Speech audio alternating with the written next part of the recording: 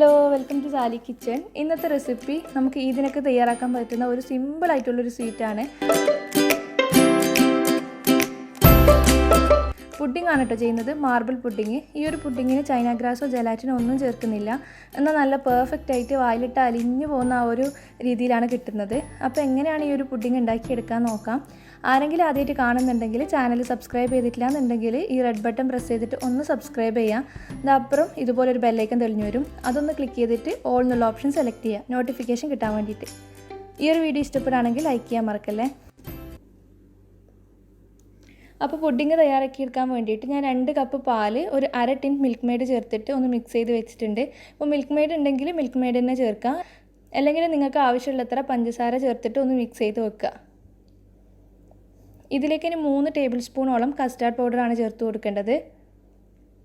Custard powder എല്ലാവർക്കും അറിയാമെന്ന് വിചാരിക്കുന്നു, എന്നാലും കമൻറ്റ് വരാറുണ്ടെന്ന് ഈ കസ്റ്റാർഡ് പൗഡറിന്.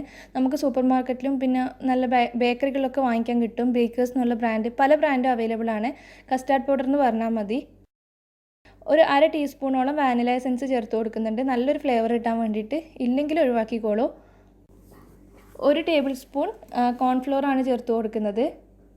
ഇതെല്ലാം കൂടിയിട്ട് ഒട്ടും കട്ടകളില്ലാതെ തന്നെ നന്നായിട്ടൊന്ന് മിക്സാക്കി എടുക്കണം. കട്ടകളൊന്നും ഉണ്ടാകാൻ പാടില്ല. ഇത്രയേ ഉള്ളൂ, നമ്മുടെ കസ്റ്റാർഡിൻ്റെ മിക്സ് ഇവിടെ റെഡി ആയിട്ടുണ്ട്. ഇത് നമുക്കിനി കുക്ക് ചെയ്തെടുക്കുകയാണ് ചെയ്യേണ്ടത്. അപ്പോൾ ലോ ഫ്ലെയിമിൽ ഇട്ടിട്ട് ഇതുപോലെ ഇളക്കിക്കൊണ്ടിരിക്കണം, അല്ലെങ്കിൽ അടിക്ക് പിടിക്കും, പിന്നെ കസ്റ്റാർഡ് വേവുകയും ചെയ്യില്ല. ലോ ഫ്ലെയിമിൽ വെക്കുക. ഒരു 5-6 മിനിറ്റ് ഇതുപോലെ ഇളക്കിക്കൊണ്ടിരിക്കുമ്പം ഇതേപോലെ നല്ല തിക്കായിട്ട് വരും. അത്യാവശ്യം നല്ല തിക്കാണ്, എന്നാൽ നല്ല തിക്കാവരുത്. ഇങ്ങനെ ചെയ്തെടുക്കുമ്പം നല്ല സോഫ്റ്റ് ആയിട്ടായിരിക്കും പുഡിങ് ഉണ്ടാവുക. നല്ല തിക്കാവുമ്പോൾ അതിനനുസരിച്ചിട്ട് പുഡിങ് സെറ്റായി കിട്ടും, അത്രേ ഉള്ളൂ. അപ്പോൾ ഈ ഒരു രീതിയിൽ നല്ല തിക്കാക്കി എടുത്തിട്ടുണ്ട്.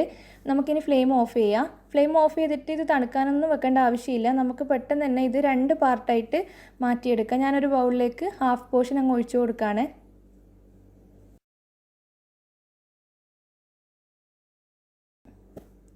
ഇത് ഞാൻ 2 ഫ്ലേവറിലാണ് ചെയ്യുന്നത്. ഒന്നിൽ കൊക്കോ പൗഡർ ചേർത്തിട്ട് മിക്സ് ചെയ്തെടുക്കുകയാണ്.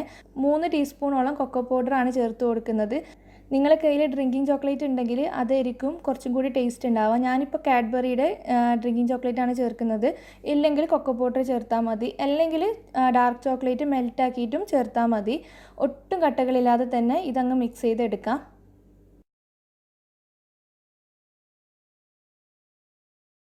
മറ്റേ സോസ് പാനിൽ മാറ്റി വെച്ച ഇതിലേക്ക് ഞാൻ കുറച്ച് യെല്ലോ കളർ ചേർത്ത് കൊടുക്കുന്നുണ്ട്. കളർ ചേർക്കണം എന്നില്ല, കസ്റ്റാർഡിന് അത്യാവശ്യം കളർ ഉണ്ടാകും, പക്ഷെ കാണാനൊരു ഭംഗിക്ക് വേണ്ടിയിട്ട് ഒരു 3 ഡ്രോപ്പോളം യെല്ലോ കളർ ചേർത്തിട്ട് ഒന്ന് മിക്സ് ചെയ്തെടുക്കുന്നുണ്ട്. ഇനി നമുക്കിത് സെറ്റ് ചെയ്തെടുക്കണം.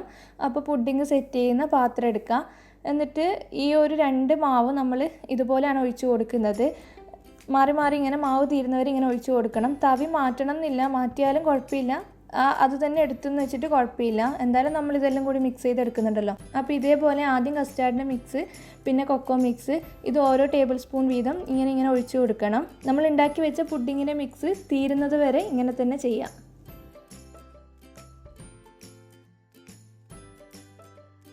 ലാസ്റ്റ് ഞാൻ ചോക്ലേറ്റ് മിക്സാണ് ഒഴിച്ചു കൊടുത്തിട്ടുള്ളത്. അപ്പോൾ ഇത് ഇങ്ങനെ തന്നെ വേണമെങ്കിൽ ഇങ്ങനെ തന്നെ നിങ്ങൾക്ക് ഫ്രിഡ്ജിൽ വെച്ച് സെറ്റ് ചെയ്തെടുക്കാം. ഞാൻ സ്ക്വയർ വെച്ചിട്ട് ഒന്ന് ഡിസൈൻ ചെയ്തെടുക്കുന്നുണ്ട്. എങ്ങനെയെങ്കിലും വരഞ്ഞു കൊടുത്താൽ മതി, നല്ല ഡിസൈനായി കിട്ടിക്കോളും. നിങ്ങളുടെ ഐഡിയക്ക് അനുസരിച്ചിട്ട് അത് ചെയ്തെടുക്കാം. ഞാൻ ഇതേപോലെ ചെയ്തെടുക്കുകയാണ്.